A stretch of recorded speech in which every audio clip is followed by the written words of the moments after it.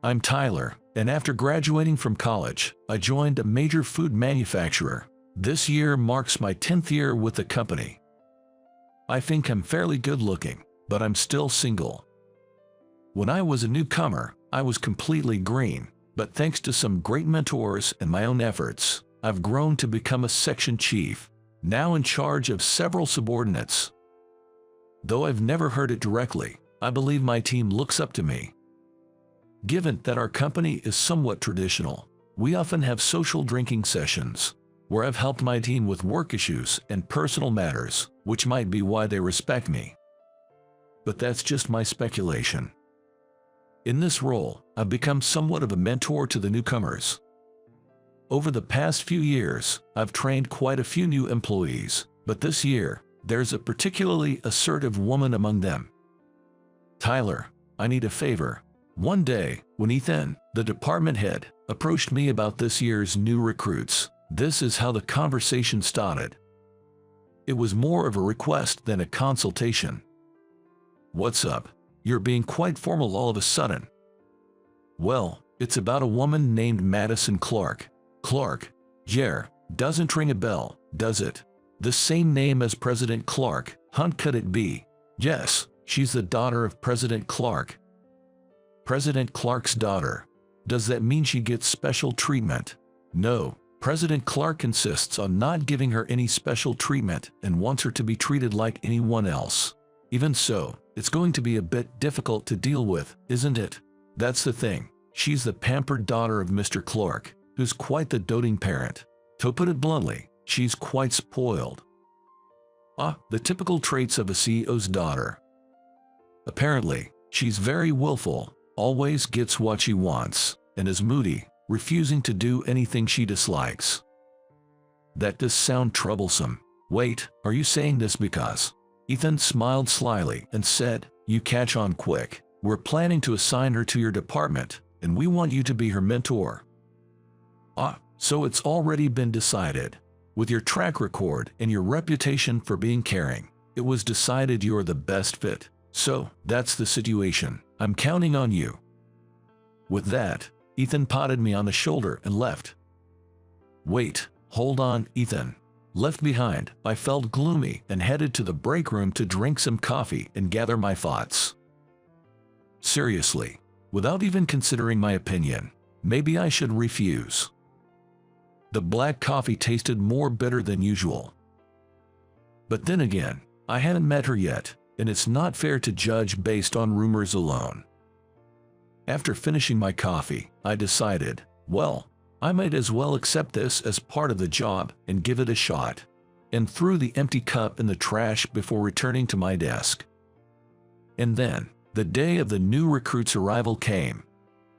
I saw fresh-faced new employees in their crisp suits all around. Their nervousness was evident in their faces and demeanor, which I found somewhat endearing. The anticipated new recruit was also assigned to our department. Anxious and hopeful about what kind of heiress she would be, I waited, but the start time had long passed.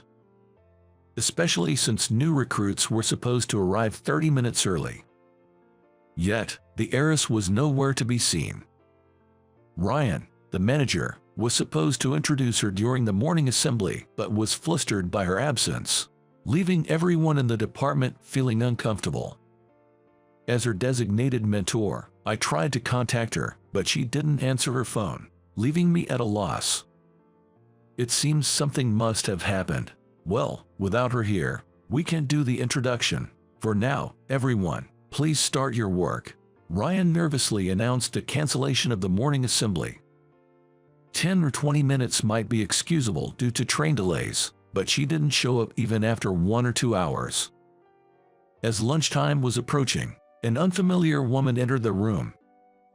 Dressed in glittery, flamboyant attire with heavy makeup. Her appearance was quite out of place for a food company, drawing everyone's attention. Who is that? I wondered. Everyone there must have thought the same thing. Upon entering the room, the woman looked around, grabbed someone nearby, and said, "Where's my seat? I was told to come here starting today." Excuse me, but who might you be? Don't you know who I am? I'm Madison Clark. I was told to work in Sales Division 3. She said this quite loudly, so everyone in the room turned their attention to her. If you're with Sales Division 3, your desk would be over by that window. Is that so? With that, she confidently walked towards us. Is this Sales Division 3? Where's my desk? Ryan stood up and hurried over to her. Are you Madison Clark? Your desk is over here. I'm the manager of the supply management section in Sales Division 3 where you've been assigned. Really? Is that so? And this is Tyler, who will be in charge of your training. Tyler, this is Madison Clark, who's been assigned to us, so I'll leave the rest to you. With that, Ryan quickly returned to his desk. I'm Tyler, assigned to guide you. I've been instructed to educate you on various work-related matters. Nice to meet you. Yeah, nice to meet you too. Her dismissive attitude irked me a bit, but having been forewarned, I managed to keep my composure. There's something I want to say before we get to work. I was about to address her tardiness today, but her response was unexpected. Hey, I'm a newcomer, you know. Aren't you going to welcome me? Normally, you'd welcome a new person, right? Everyone's just ignoring me and fiddling with their computers, and the atmosphere's so gloomy here. He'll think she was expecting a welcome. I was so taken aback that I was at a loss for words. This was a level of selfishness beyond the rumors.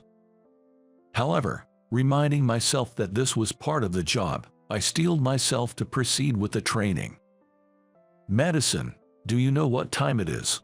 It's almost 12 o'clock. Huh? How would I know that? You don't know the time.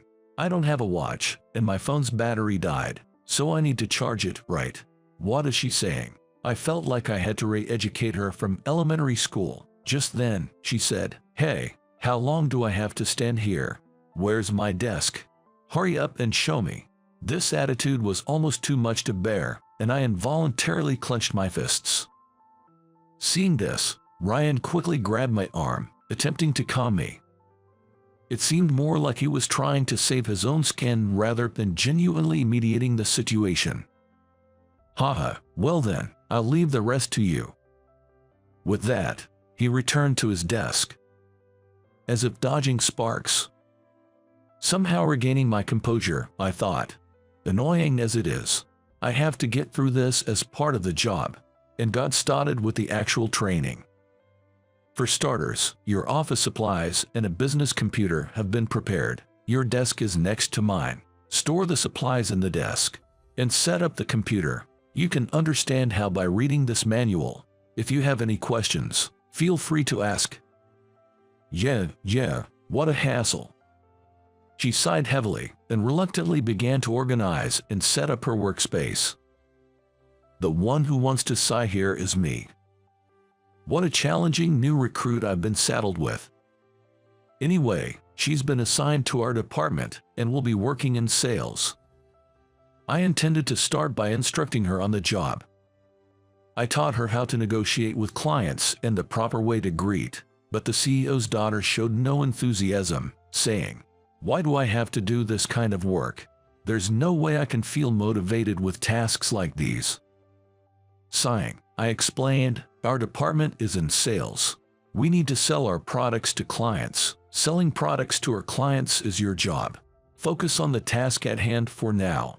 She reluctantly received the training, pouting all the while. Despite her severe lack of common sense, I methodically proceeded with the training schedule. Finally, it was time for her sales debut. I chose a safe, long-standing client from my contacts to accompany her to. It was meant to be just an introduction, so all she needed to do was smile in the background, but given her past behavior, I doubted she'd stay quiet.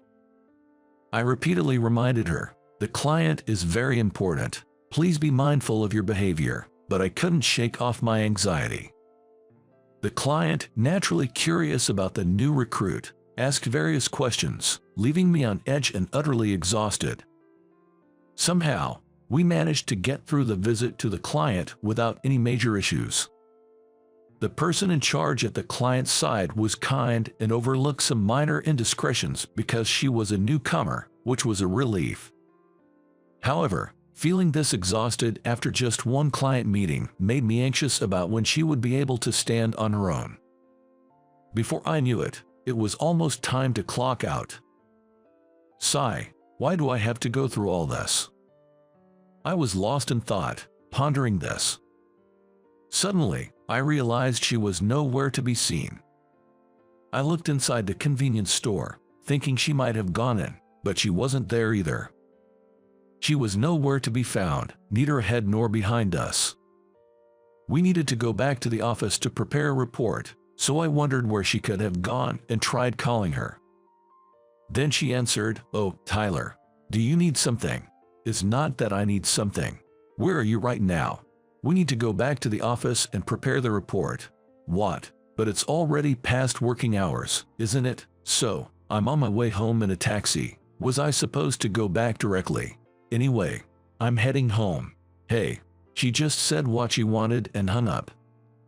What a display of selfishness. I was at my wit's end with patience. And the next day, as usual, she came to the office late, and I caught her. "Come here." "What's the matter all of a sudden?" "Just come with me." Unfazed by my stern demeanor, she reluctantly followed with her usual attitude. I took her to the conference room and made her sit down. "Why did you leave on your own yesterday?" "Well, because it was the end of the workday, and I don't want to do overtime, so I went home." "Listen, at least tell me before you go. If you disappear without a word, I'm going to worry." "Dash, you're scary. Isn't it obvious to go home after work hours without saying anything? It's common sense to inform before leaving.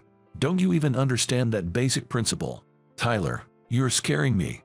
"Of course, with your current attitude, you're not only failing in sales, but as a person too." "What about yesterday? Why didn't you say anything to me?" "You should have said you were leaving, right? You'll end up isolated at the company, you know. Do you understand?" "Well, you don't have to say it like that. It's you who's making me say it." I let out my anger in a torrent of words. This exchange went on for about an hour. In the end, she fell silent, unable to retort, but after saying my piece, I noticed a change in her demeanor. Her mouth was turned down in a frown, her eyes were eerie, and her fists were clenched tightly. Yet, she was still glaring at me. As she opened her mouth, she yelled, "How dare you lecture me? Just you wait," and stormed out of the room. At that moment, I wished I could punch my past self for agreeing to take on her training. Assuming she wouldn't return to her desk for a while, I went to the break room to kill time with a coffee. When I thought it was about time and went back to my desk, Ryan approached me with a pale face, asking, "What on earth did you do to her?" "What do you mean?" "I was just giving her some educational guidance." She left crying. What? I couldn't believe she had actually gone home. It was like shooting herself in the foot. Ryan went on about being gentler and reminding me she was still new, but when I retorted, "So, Ryan, are you going to take care of her? She's a handful, you know," he fell silent. The following day, Ryan informed me that President Clark wanted to see me. "President Clark asked for you to come. He said there's something important to discuss." Well, it's definitely not going to be good news. The other employees were whispering among themselves. Everyone knew the background, and the fact that she was the president's daughter was common knowledge. Analyzing the information given, the answer became clear. "Sigh, I understand. I'll go to the president's office for a bit." "Yes, please do that." I guess this is the end of my career. I felt like I had received a death sentence. Considering her personality, it's highly likely she complained about me to her father, President Clark.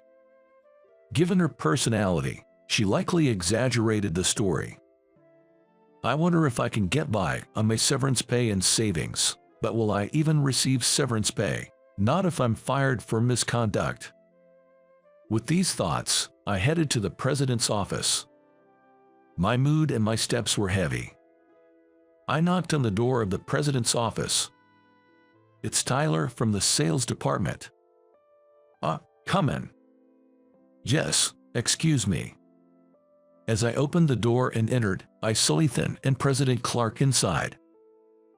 This is definitely the end for me. As I stood there frozen, thinking this, President Clark said in a surprisingly mild manner, "Sorry to call you during work hours. Thank you for coming. Please, have a seat here." Confused by his demeanor, I took a seat as suggested. Then, President Clark suddenly apologized to me. "I'm sorry for everything. It seems my daughter has been causing you a lot of trouble." "No, well, yes, but..." It was the first time in my life that President Clark had apologized to me. While I was still bewildered, President Clark, smiling kindly, began to speak earnestly. "My daughter has been through a lot." To summarize President Clark's story, when he was starting the company, his wife worked tirelessly alongside him. However, her relentless efforts led to illness and hospitalization. Then, it was just the two of them, Mr. Clark and his daughter, at home. During her sensitive years, she craved her mother's affection, which led to her venting her frustrations on her father. Mr. Clark, busy with work and unable to give her attention, tried to compensate by fulfilling all her desires. This approach backfired, resulting in her spoiled behavior. He realized his mistake in parenting too late. Hearing this, I couldn't help but sympathize with her situation.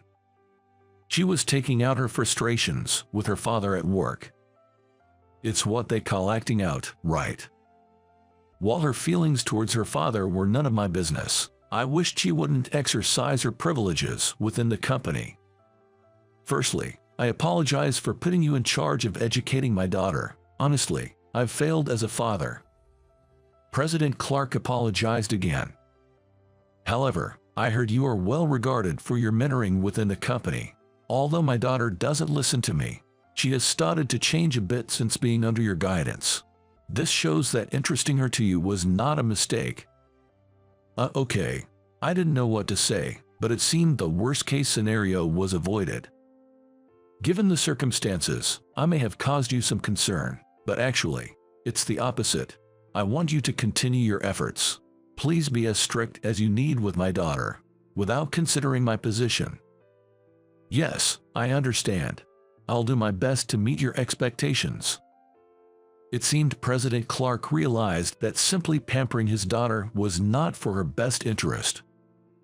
How about this? I leave everything regarding my daughter to you. No matter what she says, I won't interfere. So please continue to educate her strictly in your own way. Yes, I understand. I'll do my best. Sorry to involve my personal matters, but I'm counting on you. The outcome was unexpected, and I felt a heavy responsibility, but it was a relief to know I was trusted with such an important task. I decided to change my approach towards her.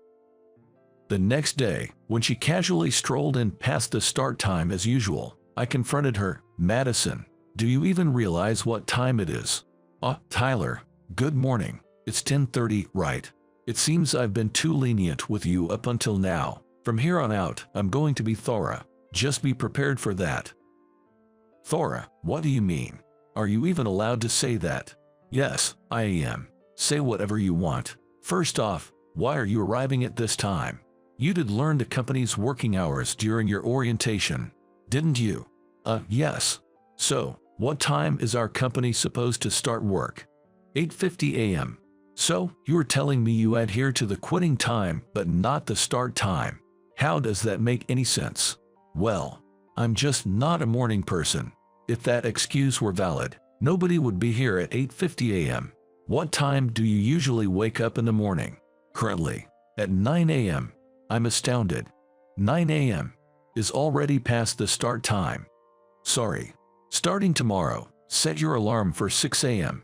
I always make it a point to be at the office by 8:30 a.m. You should do the same." "What? No way, that's impossible. Furthermore, from now on, there will be penalties for being late." Upon hearing this, Her face turned bright red. She was clearly furious. "Can you even do that, Tyler? Do you have the right?" "I do. It's been decided. I've been given full authority by President Clark regarding your case. This means President Clark can't intervene in the decisions I make." That's tyranny. Abuse of power. Indeed. I'll make good use of my authority. Starting tomorrow, there will be penalties for lateness. If that doesn't solve the issue, I'll consider docking your pay. That's harsh. If you don't like the penalties, then work diligently. It's as simple as that. Yes. Reluctantly, she agreed to my terms. Today's tardiness can't be helped, but at least make yourself presentable. Our company deals with food, and all employees must maintain cleanliness. You're in sales. The client the other day might have been lenient, but not everyone will be. Start by dressing appropriately and improving your language. Muttering something under her breath, she seemed to be complaining. "Do you have something to say?" "No, I understand. You can complain all you want, but watch your language. You're a working adult. Behave accordingly." Yes, I made a declaration of intent in front of everyone. However, seeing her still looking dissatisfied, I continued the lecture in a meeting room. First, I emphasized the importance of proper grooming. As employees handling food, it's crucial to maintain a certain level of awareness regarding hairstyle, nail length, and the basic common sense expected of working professionals. As I pointed out each issue, she retorted with complaints. "What's wrong with my hairstyle as long as it's properly set? And if my nails are neatly done with nail polish, that shouldn't be a problem, right?" That's when I stressed the importance of maintaining a professional demeanor as part of a food company. Even if not directly working on-site, the same level of cleanliness and hygiene is expected. She argued about individuality and personal rights, but I made it clear, don't confuse selfishness with individuality. Change had to come from her, or it would be meaningless. I persisted patiently. Grooming isn't just about clothes. Pay attention to your hairstyle and nail length too, even if you're not in the production area. As employees of a food company, we all need to be mindful. Even my hairstyle and nails. But I'm not making the food, am I? It's a basic principle. Employees of a food company cannot afford to give off a bad impression. It's essential to maintain cleanliness, and part of that is proper grooming. I understand. Though she seemed unconvinced, I took her agreement as a positive sign for now. I decided to implement my new approach, but the very next day, she was late again, as expected. "Madison, what happened today?" All I heard was "I'm on my way." "Well, I just couldn't wake up early all of a sudden." "I see, understood. Then, as warned, I'll have to impose a penalty. Your punishment is cleaning the toilets, both men's and women's." Toilet cleaning. Don't complain. This is how it's going to be. "But the cleaning lady usually does that." "So what? Learn by doing it together. Come with me," I said, grabbing Madison's arm and taking her to the toilets. Then, I handed her the cleaning supplies. However, she threw the cleaning tools down. "I can't do this. It's impossible." "Oh dear, you shouldn't treat the tools so roughly." A voice came from behind. It was the cleaning lady. "Is this the girl Tyler was talking about?" "I see. She seems like she could use some toughening up." "Yay, it's her. Sorry to bring this on you so suddenly, but she's quite a handful. Please, take care of her." "Don't worry, leave it to me." "What's with this lady?" Madison muttered. "This is Evelyn, known to everyone in the company for her nurturing nature. She helps with the training of new recruits every year. She's even stricter than me. Go on, introduce yourself." "Hi, I'm Madison from sales. Pleased to meet you." I'm Evelyn. Been in this job for 15 years. Born and raised in downtown New York. There's no one more meddlesome than me around here. I'll teach you how to clean properly. Just you wait." Evelyn laughed heartily. Everyone just calls her the cleaning lady, but Evelyn is much more than that. Madison was dumbfounded. Now, pick up those tools. They're our weapons, and we need to treat them with care. I've never cleaned toilets before. Well, this is a good chance then. I'll teach you thoroughly. You can go home until it's done, so be prepared. Madison looked at me desperately. That's how it is. You might not be useful at work, but you can still contribute here. Learn from this and reflect on your actions. All right. Yes. All right. I'll lend you a spare apron, so get ready. Hurry up, or I'll splash water on those pretty clothes. Thanks for your help, and sorry for the trouble, I said to Evelyn. Don't mention it. I went back to work, but I couldn't focus, worrying about how things were going. About 30 minutes later, I went to check on them. Look, if you just draw circles like that, the dirt won't come official. You're not efficient at all. If you keep this up, we'll be here till morning. Don't you know how to clean? Make sure to get the brush into the corners. Panting, Madison asked, like this. Yes, that's better, but you need to put more effort into it. I can't anymore. My hands are too tired. Oh, come on. You've only done 2 and there are 3 more to go. I'm in my 60s and I do this on every floor every day. And you're already giving up. Kids these days. You should be thanking Tyler, you know. He's taking you seriously. That's why he's doing all this. If he had given up on you, you'd have been out on your ear by now. Really? Why do you think he's bothering with you despite all the trouble? Like me, he sees something in you and wants to help. Really? You're loved, you know. Haha. I was about to say something, but seeing her genuinely work hard, I changed my mind. Sweating and panting, Madison was genuinely trying, showing the effort of someone who's truly striving. Punishment is necessary, after all, and it proved to be effective. From the next day on, her tardiness decreased significantly. The cleaning lady confirmed, she's really capable. She's just been sulking and not showing her true potential. If she's nurtured properly, she could really shine. It was during a session I held on negotiating product delivery prices with Madison as a participant. Unusually attentive, she listened seriously and took thorough notes before approaching me. Tyler, thank you for today's session. It was very informative. Hey, you're surprisingly cooperative today. Did you eat something strange? What are you talking about? I'm being serious here. Sorry about that. So, what's up? Well, what is it? Why do you bother with someone as selfish as me without getting frustrated? It's part of the job. Plus, I want you to become independent quickly. That's why I'm holding these study sessions. So she was aware of her own selfishness. That realization struck me oddly. Do I bring any benefit to you by becoming independent? Of course, there is. What would that be? For starters, I'd be free from unnecessary stress. Come on, answer seriously. Well, if I can entrust work to you, it means less work for me. Madison looked somewhat convinced and remarked, Tyler, you are kind of a softie, aren't you? Just like that cleaning lady. What kind of backhanded compliment is that? Just when I thought you'd become more straightforward, you're still as cheeky as ever. That's just my personality. She turned away in a huff and left the room. Well, her growth was undeniable, even if she remained cheeky. In fact, I had started interesting her with some clients. Checking in with them, I generally received positive feedback.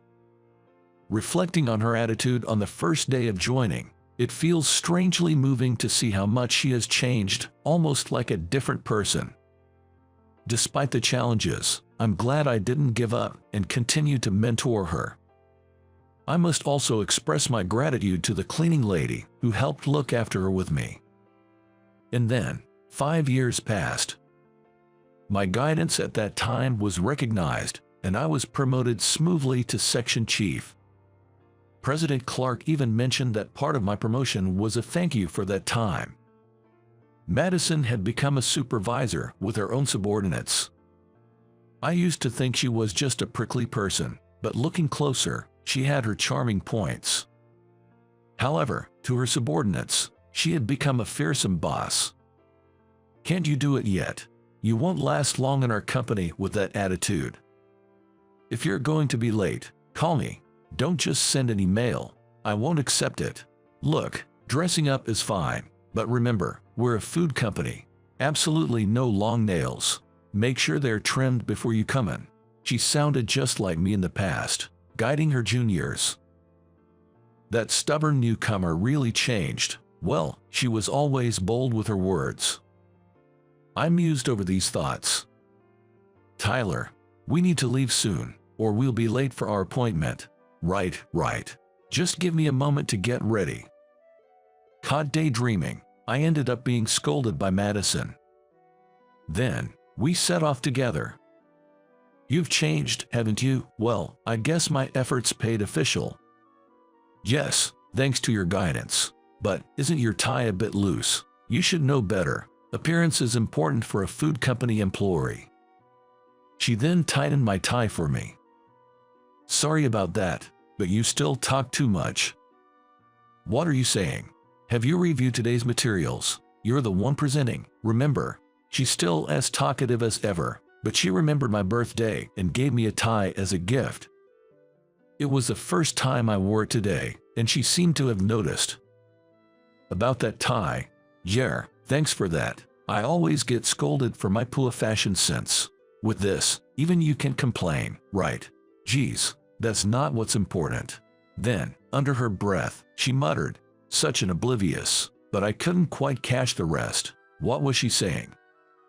If today's presentation goes well, maybe we should celebrate together. With that thought, I hurried to the client's location. My name is Richard. I run several companies and am known as a successful entrepreneur, but honestly, I'm not that interested in that aspect of my life. Sure, I'm financially secure and live in a comfortable place, but as long as I can do my job, that's all that matters to me. I love my work so much that I think I'll probably stay single for life.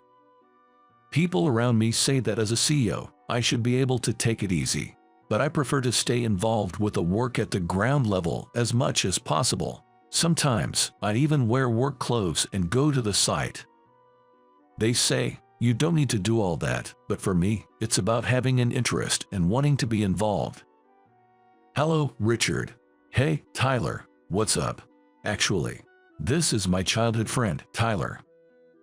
I lost touch with my classmates from my hometown when I moved to the city, so he's the only close friend I still have. When I left my hometown, I declared I would become a businessman, but everyone laughed and said, such a dreamy idea. At that time, I decided there was no point in keeping in touch with people who didn't believe in me and left with the intention of leaving everything behind. Tyler was the only one who believed in me and supported me then. There are a few others from my hometown who moved to the city at the same time as me, but I only keep in touch with Tyler. Oh no, I've got a bad feeling about this. I know you don't want to mingle with the hometown folks, but I've been asked to gather people for a singles mixer. We're one person short, and it's supposed to be only for people who work at major companies. What? Who's that arrogant person? First of all, I don't work for anyone. Haha. I know you hate it, but it's Jake. I'm sorry I couldn't say no, but all the other people who moved from our hometown are married, and there's no one else to ask. Jake, just come for the first part and you can leave early, and you don't have to pay anything, please. I don't mind about the fee. Promise me I can leave after the first part and that you won't talk about my work, and then I'll go. Awesome, thank you so much. Of course, I won't mention it, and I'll thank you later. Actually, Jake was the last person I went to see from my hometown. He was the one who ridiculed me the most back then. Now, I am a successful entrepreneur as I declared back then and am happy doing the work I love, but thinking about that time still irritates me. Are you serious? Of course I am. There's nothing impossible for a human, right? That's ridiculous. Maybe in our hometown, but do you have any idea how many people are in New York? That's why I'm doing it, right? Listen, you don't understand. So let me tell you, New York is a place where people who are far beyond what we can imagine are making it big. The best we country folks can do is to get a job in a big company and enjoy a stable career. The New York dream is to work for these extraordinary people and enjoy the sweet fruits of their success. I don't think so. Ah, you're so stubborn. Well, fine. I'll just laugh when I see you failing and crying in 10 years. Don't come crying to me for help then. Don't worry, that won't happen. That was Jake for you, a person who held onto such a narrow-minded countryside mentality and for some reason vehemently denied my dreams. Now that I think about it, why did he try so hard to stop me? My future had nothing to do with him. I just don't understand people like that. A few days later. Hello, Richard. Hey, Tyler, what's up? Is the mixer canceled? No, unfortunately, it's still on. I just called to set the date, I'm sorry. Can't be helped. When is it? I'll tell my secretary to keep the day free. It's 2 weeks from now, on Friday. What do you think? Okay, I'll adjust my schedule so I can go straight there from my work outside. Thank you so much, man. We should go out for a meal together sometime. I'm definitely up for that. Tyler is humble and so kind that I used to worry if he could survive in the city. But he's been steadily climbing the corporate ladder at a big company and seems to enjoy his work, which makes me feel relieved. I heard that Jake has landed a job at a decent company, but he seems to be chasing girls by flaunting his money, and this mixer seems to be more of the same. Tyler knows about my relationship with Jake and didn't want to invite me, but Jake insisted on having someone successful to not embarrass himself. He wanted someone with high status but not more noticeable than himself, which put Tyler in a tough spot and led him to contact me. I may be a business owner and technically have a higher status than Jake, but I've kept my real profession hidden from him. And since I'm not interested in romance, Tyler probably thought I'd be an easy choice for this. Because if I'm the type of person who is enthusiastic about love, it will get in Jake's way.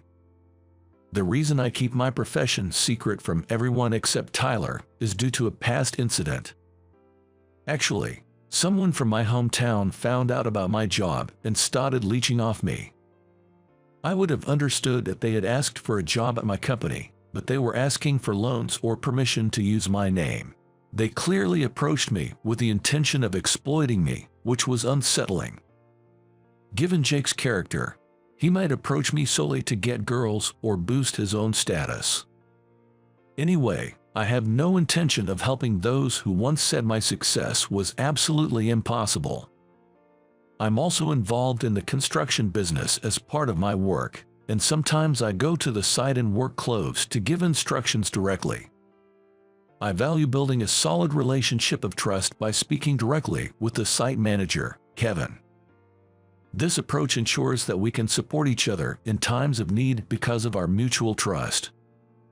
I want to cherish human connections, so even when my subordinates tell me I don't need to go that far, I convince them that I'm doing it because I want to. My subordinates also continue my legacy, valuing the trust they build with clients and other employees, and I'm very proud of them. But perhaps that's why they tell me to slow down a bit, since we're all carrying on with the same intent. I don't want to trouble my subordinates, so I feel the need to get used to delegating more work to them this year. It's not that I don't trust them or that I can't relax without working. I just genuinely love my job and can't help but be involved, so it's impossible for me to just sit back and do nothing. So recently, I've been planning to start a new venture. It's still in the planning stages, but once it gets going, I'll be personally busier, which should help balance my role in the existing company. When this new venture starts, I can shift some of my current workload to my subordinates, easing my involvement. Today, I headed to the site in my work clothes to talk with Kevin about various things. Talking with different people outside gives me a lot of input, which is efficient. Without input, there can be no output. I love my job, but what I really enjoy is managing a business. It's not about making money, but about running a company. How to run a company efficiently. How to increase profits. How to handle problems when they arise. What should be my approach? I like to assemble and execute these things like a game. That's why I am a businessman. Of course, to realize this, I need the strength of reliable employees. Yes, I'm the interfering president who meddles in personnel matters. I want to see and talk to the people who work under me myself. Staffing decisions can make or break a company, so the other employees understand and agree with my involvement in personnel matters. Then, I return to the office still in my work clothes and continue working, although my secretary always asks me to at least change when I'm in the office, but I find it too bothersome and always ignore it. When I mentioned this to Kevin today, he laughed at me. Normally, company executives and wealthy people care about their appearance and wouldn't prefer to wear work clothes, but for me, it's a matter of efficiency, and I don't quite understand their viewpoint. The boardroom and work clothes, you'll get complaints. Why? I'd rather work during the time I'd spend changing. I get that, but what if you have an unexpected visitor? Doesn't it look bad if the president is wearing work clothes? Everyone says that, but I just don't get it. Whether I'm in work clothes or not, it doesn't change the fact that I'm the president. True, when you put it that way, yeah. Right. I don't understand what everyone is so fixated on appearances. Well, there's a matter of etiquette. You have to maintain TPO so as not to offend the other person. Yay, when you put it that way, I guess what Tyler says makes sense too. Today, before the promised mixer, Tyler and I met up and had a meal together. We meet regularly, and today was part of that routine, but we ended up having a lively discussion about my work clothes issue. I'm not fond of people who are obsessed with appearances and status, so I didn't see anything wrong with wearing work clothes. However, Tyler's points made sense, so I decided to keep a few suits in the office for future use. This way, I can adhere to TPO even if there's an unexpected visitor. Tyler always guides me in the right direction without negating my stubbornness. He's a very comfortable friend to be around. Today we talked about Tyler's recent work situation and shared updates. Apparently, he's been worried about his job recently. Until last month, everything seemed smooth, but now he's starting to feel anxious that there might be no future for him at his current company.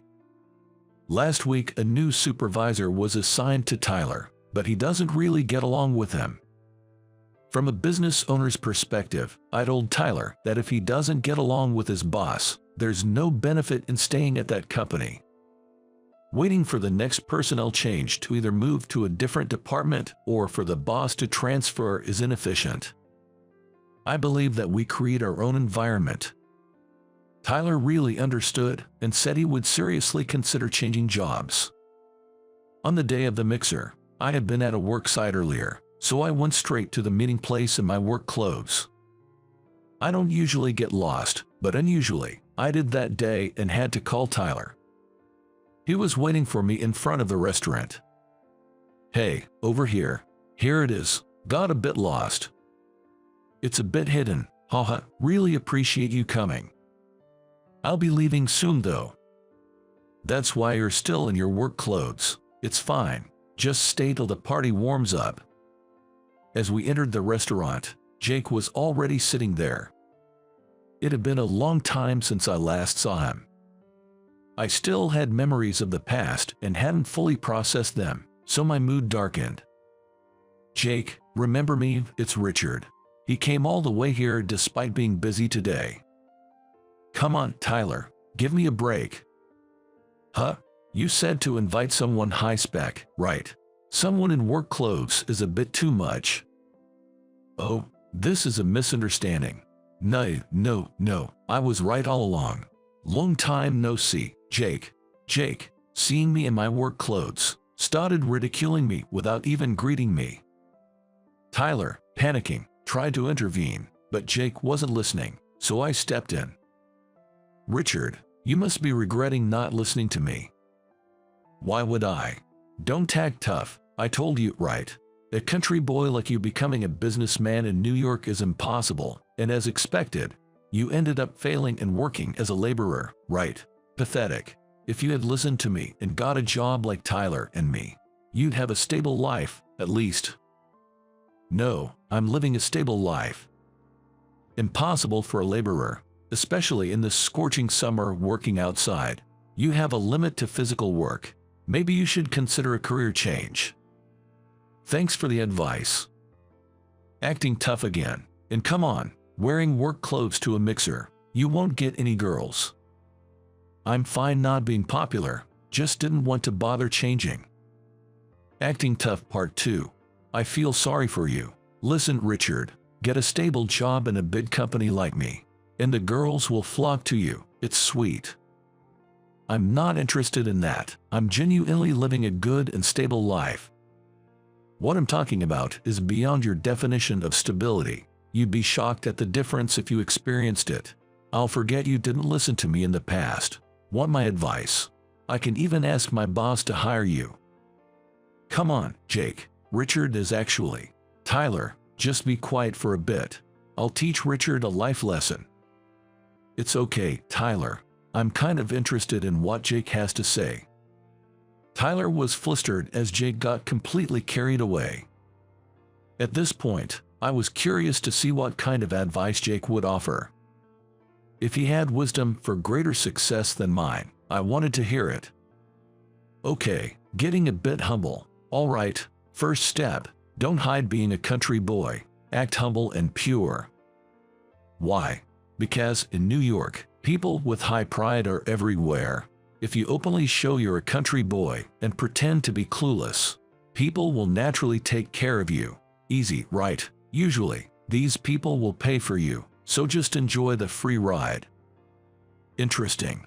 His first piece of advice was quite cunning, and I was losing interest in hearing more. But to fully expose Jake's true nature, I decided to hear him out. Next, step 2. Use the money you save from these people to reward yourself. Reward. Yeah, I barely spend any money on eating out. Others pay for it. Then, I use the money I save from entertainment expenses. Interesting. Are you following the conversation? The talk of a successful urbanite must be refreshing for you, huh? Jake, wait a bit. Tyler, it's fine. Listen, you might learn something. Richard, this next one is crucial. Listen up. The last step is to use the extra money for playing around with women. Playing around with women. Jake finally started saying things that made no sense. Using surely saved money for womanizing. It's endlessly tacky and deplorable. Depending on how you play, of course. In mixers like this, don't be stingy and spend money. If women call you cheap, you lose as a man, right? Even if it means going into debt. Spend on women. Going into debt, huh? Yeah. For someone like you, barely making ends meet, the word debt must be heavy. I get it, but don't worry. I'm not saying you should borrow from loan sharks. Use your credit card. Use your card. Credit cards, huh? It makes your payment look smoother and kills 2 birds with 1 stone. I couldn't help but chuckle. First of all, the mindset is incredibly provincial, and I can't understand the desire to womanize using borrowed money. The audacity to deceive people and make them spend their money is also cheap. What on earth is he bragging about? Doesn't seem like you're getting it. Were you listening? I was listening, but... Listening, but what? I don't know. It just seems unnecessary for me. What? Why are you being so arrogant? That's why you're still stuck in manual labor, repeating your past mistakes. Oh, I haven't made any mistakes, and I'm not interested in womanizing. Ack, looking at you just irritates me. You come to New York, live a miserable life, yet you act tall, high and mighty, and don't even listen to others. What's with you? I didn't mean to come off as arrogant, but maybe it's just that we have different values, right? I'm enjoying my life, and Jake, you're happy too. Aren't you? You're so infuriating. Of course, I'm happy. I'm the most successful one here. Successful, huh? Haha. What are you laughing at? Stop it, okay. Just as Jake was about to lose his temper and lunge at me, two women arrived. Jake instantly changed his demeanor and sat back down. Hey, nice to meet you. I'm Jake. Let's have a fun night. I'm Tyler. Thanks for coming. Our organizer Maria will be a bit late, so let's order some drinks first. Girls, I'm sorry about this mess with the guy in work clothes joining us. I was surprised too because it's different from what I was told. To apologize, I'll cover the girls' expenses tonight. Hey, Jake. Tyler, it's okay. Let him be. Jake, oblivious to the girls' discomfort, continued to disparage me in front of everyone. Tyler tried to intervene, but I stopped him. If there are girls who are swayed by a man who speaks ill of others so openly, they are well matched, and it doesn't bother me. Yeah, go ahead. It doesn't matter what a loser like you says.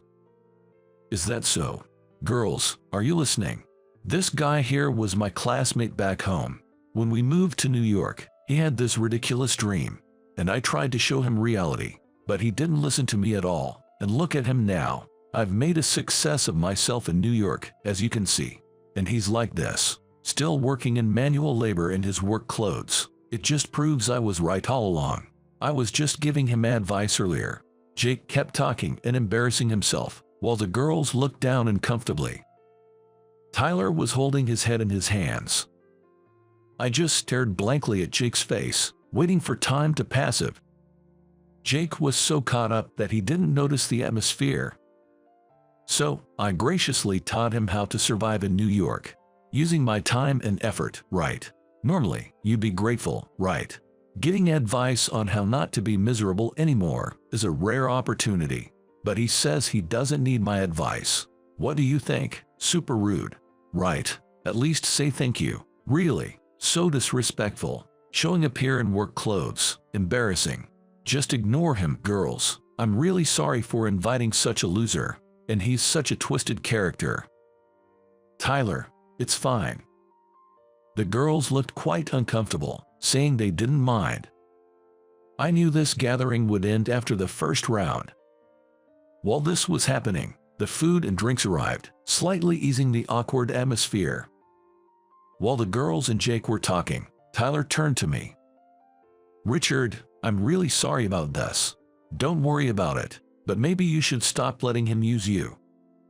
Yeah, I've always been bad at saying no and just went along with things, but I've made up my mind today. I'm done associating with him. You don't have to do that for me, you know, only if it's really bothering you. It is bothering me. I don't want to have, nor do I have, the same values as Jake. Then you definitely shouldn't associate with him. We quietly enjoyed our meal while disparaging Jake's character. Throughout, Jake kept loudly boasting about how successful he was in both his company and society, which was painful to watch. I didn't know the extent of Jake's success, but from my experience, those who inflate their achievements usually don't have much to show, so I was internally hoping his true colors would soon be revealed. Then, the last girl, who was running late, arrived. Sorry for being late. Maria, thanks for coming. No rush, we've just started eating. Jake, Richard, this is Maria, our organizer from the girls' side. Nice to meet you, Maria. Oh, what?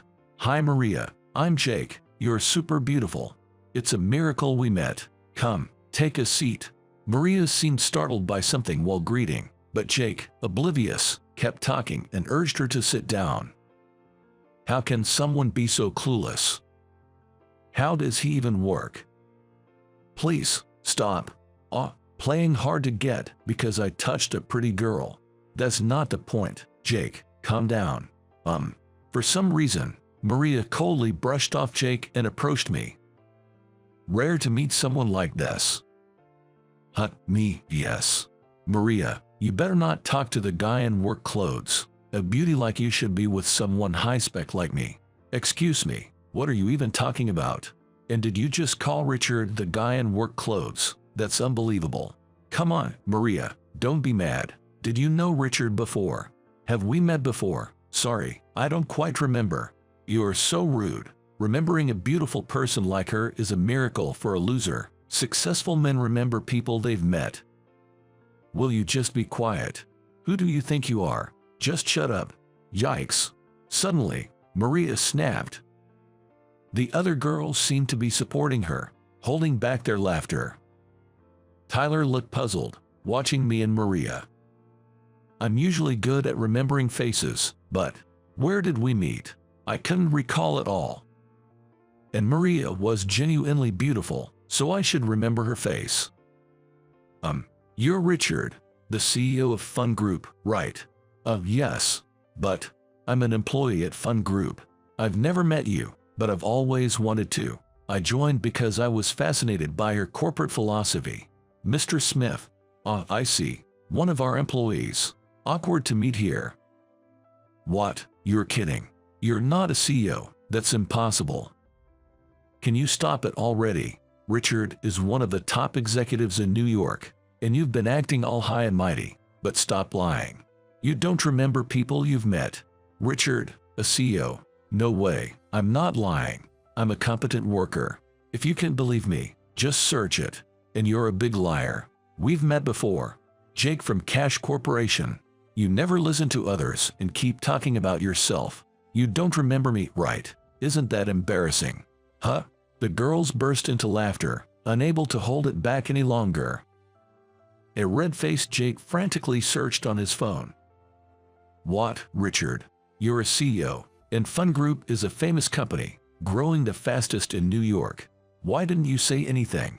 I thought it'd be troublesome if someone like you found out.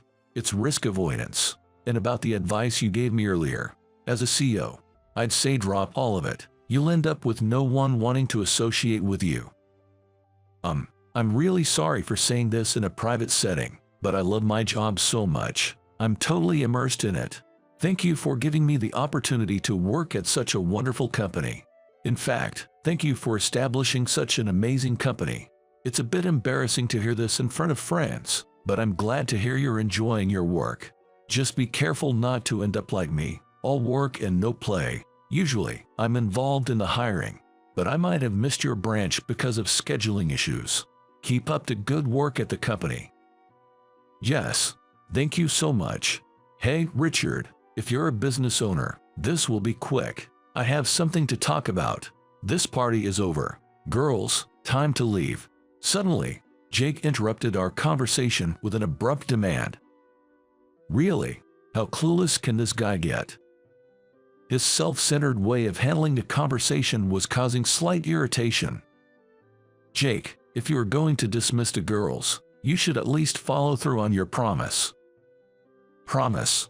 You said you'd pay for the girls as an apology for my presence causing trouble, right?